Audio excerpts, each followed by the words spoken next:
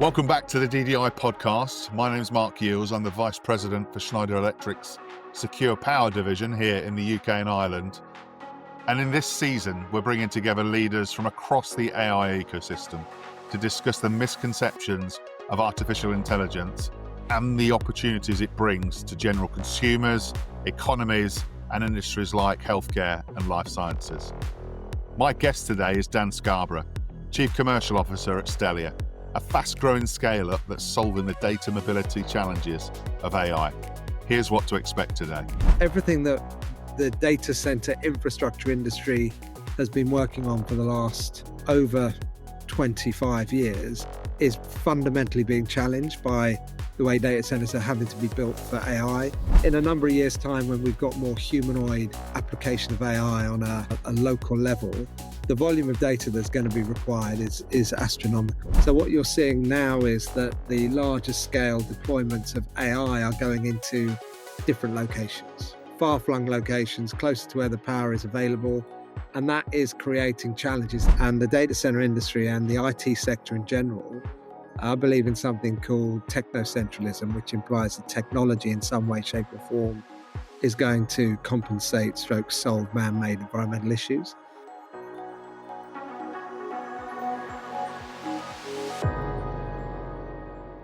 Dan, welcome. Yeah, hi Mark, nice to see you. Yeah, likewise, Dan, likewise. Now, one of the things I kind of like to start these podcasts with is trying to get to know a bit more about you and how you ended up in this world. So I wonder if you could share with me and, of course, our listeners your journey into digital infrastructure and now into AI and how you became involved at Stelia. Yeah, no problem. So I've been in the data center industry since the late 90s. I was the founder and CEO of a company called that became known as Data Center Dynamics, and I ran that business for 15 years. And under my tutelage, we eventually were producing events in 47, 47 cities in 37 countries. We had 13 overseas operations, 150 staff. And we basically grew up with how you design, build, and operate data centers on a global basis. I left that company or stepped down from that company in 2014. And then I've done a variety of different consulting roles since then, ranging from Web3 all the way through to kind of analyzing the available capacity in the data center market, site selection, data center operations, and with a particular focus on sustainability. I met Stelia a few years ago and was very excited by the business that the founder had developed at that point. He was disrupting an area of the market that before that point I wasn't particularly aware of, which was how these data centers are interconnected. And he brought something quite radical at the time, which was a fully elastic, high capacity network that you could pay on a consumption model, which was something that none of the other network providers were doing or still are doing. So a long and windy road, is that fair to say? Maybe long is probably a bit too harsh, Dan, but maybe Very just a long. windy road. Very long. But we're still here. So, and when you look across, so when I speak to a number of your peers in the industry, it always tends to be a winding road. But when you think way back when, was this, today sitting here talking to me, is this just something you envisage, or do you just think, how have I got here? So I feel quite privileged to have spent my career working in this sector, and I feel quite privileged to have met and know the people that I know and seen the evolution of the market that I've seen. And especially now because everything that the data center infrastructure industry has been working on for the last, over 25 years is fundamentally being challenged by the way data centers are having to be built for AI. And there's a whole host of different kind of nuances that are coming together to make this a really exciting place to be. And we are focused on how these these assets interconnect and provide a ubiquitous AI experience to the consumer. And that's really Mhm. transitioning what exists into the data center into a practical solution for customers. And that I feel very close to that, which is a real privilege.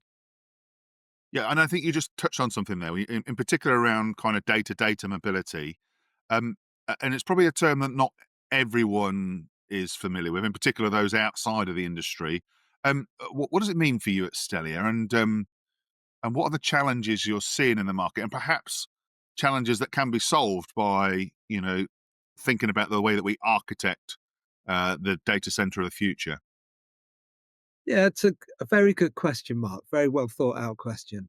Um, so no one really considers the data aspect of data centers for some strange reason, especially given their name.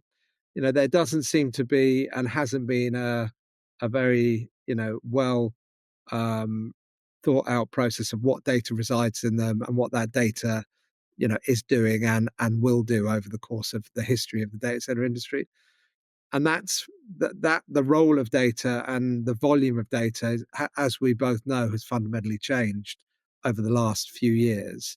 With the old adage that the total volume of data that was generated in the history of the world is doubling every 2 years. That was an analogy that was true a few years ago. That's accelerating even faster now as we move into the world of AI. And the vast majority of this data up until now has traveled over the internet, or what you would perceive as being the internet. And the internet and the kind of the transport protocols that we've used historically weren't designed for the volume of data that AI needs to consume in order to make it a globally available ubiquitous resource. And that's the challenge that Stelia is fundamentally trying to solve. So when we look at data mobility, we look at how you can, if you think about the stage that we're at in the evolution of AI. Some people have said recently that the current stage is akin to a comparison between the 56K dial-up modem from a network perspective. And we're in the process of kind of building these large isolated assets in locations where power is available. And that's working because most of that capacity is currently being used for large scale development of models that are being used from a model training perspective. But really, it's only when all of these assets are fully connected, interconnected at high capacity, and able to talk with one another and the enterprise and consumers that are using them, that you're really going to start, feeling the pain of what the internet is trying to do and wasn't designed for. Very interesting. So I think what you're saying to us is the original plan, and the plan was internet based, but with the dawn and well, is it the dawn? I don't know what stage we're at the minute, if I'm honest. But with the dawn of AI, we see there is an overload coming that's going to tip us over into breakpoint. But there is technology here to make this a smoother transition. Yeah, I think if you look at the data center evolution over the years, the majority of the data centers that have been deployed prior to this AI boom and for the last 15, 20 years have been deployed by hyperscale cloud companies. Those hyperscale cloud companies operate their own network between these assets and move data centers as hyperscale. They removed the reliance on the traditional telcos about 15, 20 years ago. And they built their own hyperscale interconnect product that allows them to connect their availability zones together at scale. If you go before that period of time, the volume of data that was moving was, if you look at the historical view of an internet a minute, and the majority of the data that was moving back then was not, video content and kind of rich content that required large volumes of packets. And then you move into the hyperscale world where they are connecting their own kind of interconnected assets via these large hyperscale interconnect platforms, and the consumers are consuming their version of the data over the internet. When you look at AI and what's happening from an AI perspective, that ability to not only interconnect AI on a hyperscale interconnect platform, but then connect it to the consumer on the same hyperscale interconnect platform is really the journey that Stelia has kind of has is filling the gap for, if you like. And do you see Um, this as the market change? This is the thing that's going to make a big difference to us. so if you accelerate forward in kind of or actually if you look at your current iPhone or if whatever smartphone you've got, and then you look back 15 years at what phones were like 15 years ago, it's very, very different, right? The same is true for, what we will be doing in 10 to 15 years time when we look back at AI and what Hmm. AI is, right? Hmm. And how ubiquitous it is, and the role that it's playing at a kind of a geopolitical social level. And that really is the journey that we're currently on. So we're at that very early stage of kind of building assets and trying to make sure that the commercial model that sits behind those assets works, and that's another challenge. But in a number of years time, when we've got more humanoid application of AI on a kind of a local level, the volume of data that's going to be required is astronomical. So yeah, I do think it's something that has is not considered. I think at the moment everyone is focused on putting boxes in locations where there is available power and Yep. creating a number of kind of supercomputers. And it's not until all of those supercomputers are interconnected and able to think as one that we're going to see the full benefit of AI at a global level. Yeah, I was just thinking because clearly with any market or any disruption, there will always be early adopters in that space. And when you look now, where are you seeing the biggest adoption of AI? You know, when you think about the broader stratosphere, you look back in, yeah, I get your point, 10, 15 years time, and we'll all think, well, life science took a grip of this pretty early. I mean, it was doing modeling, etc., a number of years back, but it's really accelerating right now. Fintech, of course, picking up at pace. Um, but are there any other areas where you think, that actually that's moving faster than most others? Yeah, it's interesting because that everyone talks about inferencing and the impact of inferencing, and that's just really starting to happen. And everyone talks about enterprise adoption and how enterprise can start consuming AI, and that really is the next frontier, if you like. And it depends on what you talk about AI and how you define it. It's not a bot, it's not kind of a chat bot on your screen. It goes deeper than that. And I think there are kind of more middleware companies that are going to bridge the gap between GPU resource and AI adoption from an enterprise perspective. And there's going to be a significant number, or maybe not a significant number, a large number of unicorns that are going to fill the gap between Hmm. now and over the next 10 years to enable kind of consumers and enterprise adopt AI more prolifically within their current business. And Dan, of course, as you quite rightly alluded to there about inference, that that is only going to grow at a rapid rate. We've done some studies ourselves at Schneider Electric, and interviewed a number of top hyperscalers and colos, and we see that moving at quite some pace. And when we then link that to the real growth of AI and where that's coming from, especially on that demand piece, what are the biggest challenges you believe the industry is going to face over, as you quite really rightly said a few moments ago, if we look 10 years from now and look back, what do you think what can you see coming?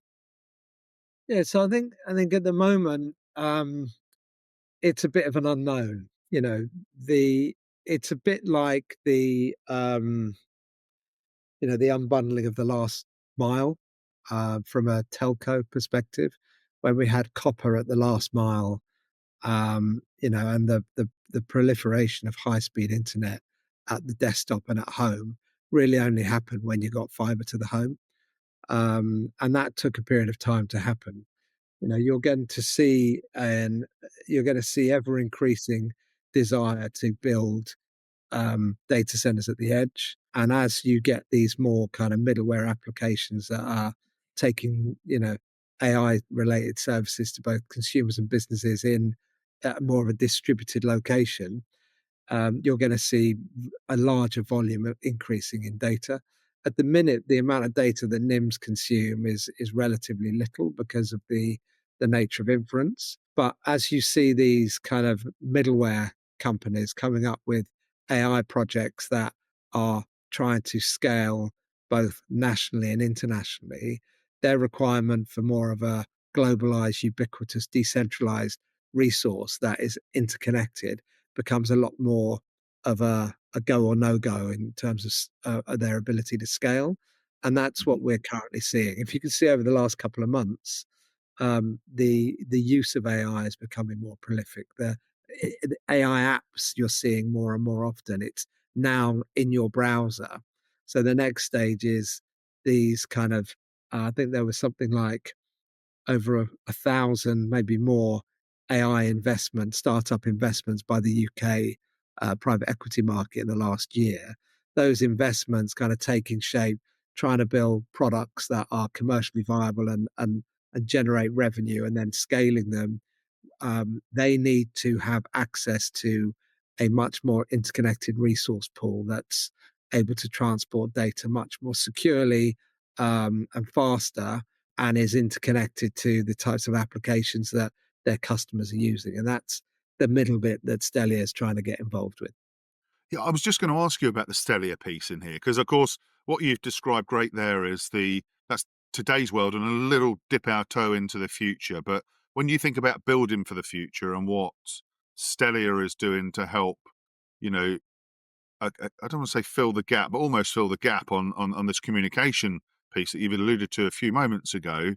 How quickly do you think we can get to that place where this era of distributed AI can take place? How quickly can we get there, do you think? So there's different aspects to it, right? So you've got, there's no challenge with the underlying fiber assets. There's plenty of fiber in most different places other than these, far flung locations where these gigafactories are being developed. But what is operating over that fiber is kind of a legacy optical stack, the OTN stack.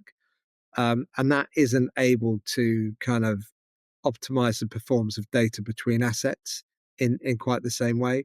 So you've got the physical infrastructure, the platform that sits on top of it, and then more importantly, you've got kind of this orchestration, or for want of a Hmm. better word, orchestration layer that allows consumers of GPU resource to work with non-hyperscalers in the same way that they work with hyperscalers, right? So, there are a number of the large top five cloud providers are deploying GPU resource at scale, but there's a whole other group of NVIDIA partners that are building out GPU resource, but don't have the same experience to connect it that the Microsoft and Amazon, etc., do. So our intention is to enable all of those GPU cloud providers, however big, however small they might be, to connect into our platform at the same time having connections into the hyperscale platforms, and then building APIs into applications and middleware that is being consumed by this group of companies that are deploying apps for enterprise consumption or enterprise themselves, so that they're not necessarily interested in the type of GPU or what it does. They're interested in an outcome and how long it takes. And so we're trying to extrapolate the resource away to just enable enterprise to consume something that delivers the job that they need done, whether it's through themselves directly or through a third party company that they wish to work with. Got it. Got it. And when we do these pods, the one thing that we often ask our guests to do is do a bit of future gazing. So you've given us a little sneak preview into the future, I think, throughout today's pod. But I'm going to ask you to kind of take a look back. And the CEO of Amazon, our friend Jeff Bezos, says he rarely gets asked what's not going to change in the next 10 years.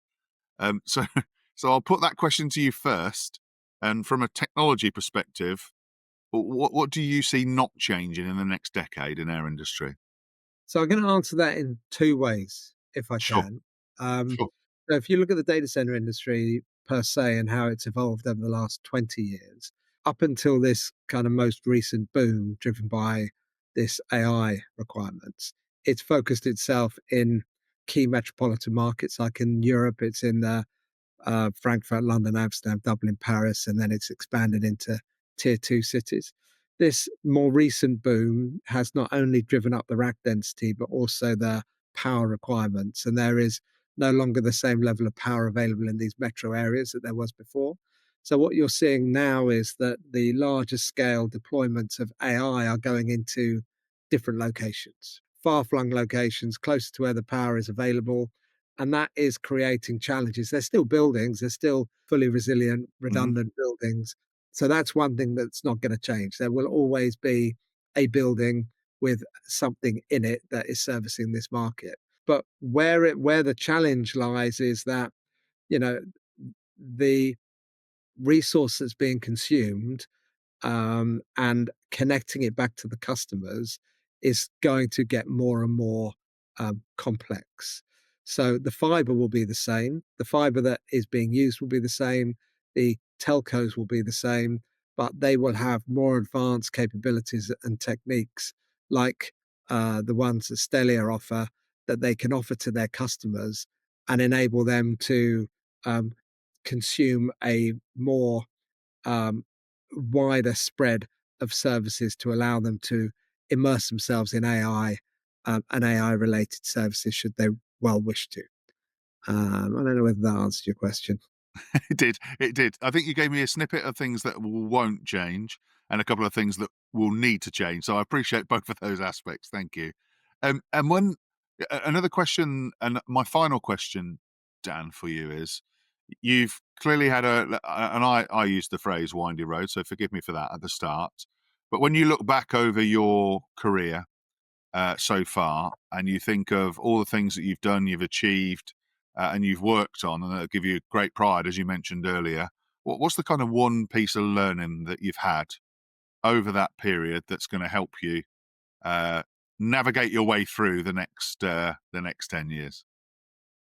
So I think it's really challenge. I think the market at the moment is really challenging, and I think the next 10 years are both exciting and challenging at the same time. One of the biggest things that I think needs to go higher up people's agenda and was getting there before this AI boom is the nature of climate change Uh huh. uh, and making sure that we as a species are looking multi generational in terms of how we live on the planet. And the data center industry and the IT sector in general, I believe in something called technocentralism, which implies that technology in some way, shape, or form is going to compensate stroke solve man-made environmental issues. And I think that in order for that to happen, the underlying technology needs to be relatively green, if you like. And how we do that, I'm open to. But I think AI is going to have a role to play. There's a very interesting book um, which I recommend you and your audience read, which is called Scary Smart by a gentleman called Mo Gaudat, who was the chief business officer for Google at one point. And the book opens up in this kind of the first chapter opens up on a clearing, and there's these humans sat around this fire, chatting and kind of socializing without working. And he poses a question that there are two scenarios that could happen in the future. First scenario is that this group of individuals are the last people, the last of humanity left on Earth, and they're hiding from the machines, the intelligent beings that humanity has given birth to, and that humans have been wiped out, other than these small groups living in these small kind of way of living. Or the alternative scenario is that AI, humanity has harnessed the power of AI, and AI is doing all the work for us. It's running the planet for us. The planet's in a really good place. We're in an amazing place, living with this, the next intelligence. And the choice between those two scenarios is ours to make.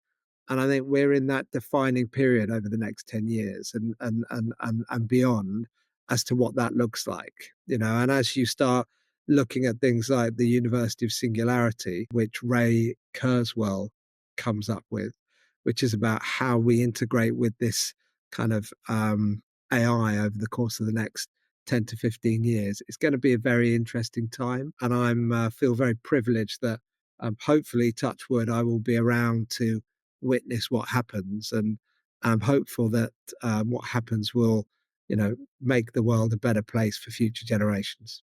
Dan, that's a fascinating and very insightful place for to leave us on. And yeah, I nearly cheersed you at the end there because the power of AI solves many different challenges, and if we collectively can get the sustainability and decarbonisation piece right, this will be, in my opinion, will be deemed as one of the greatest successes of AI if we can manage to find a way to utilise it to solve for good.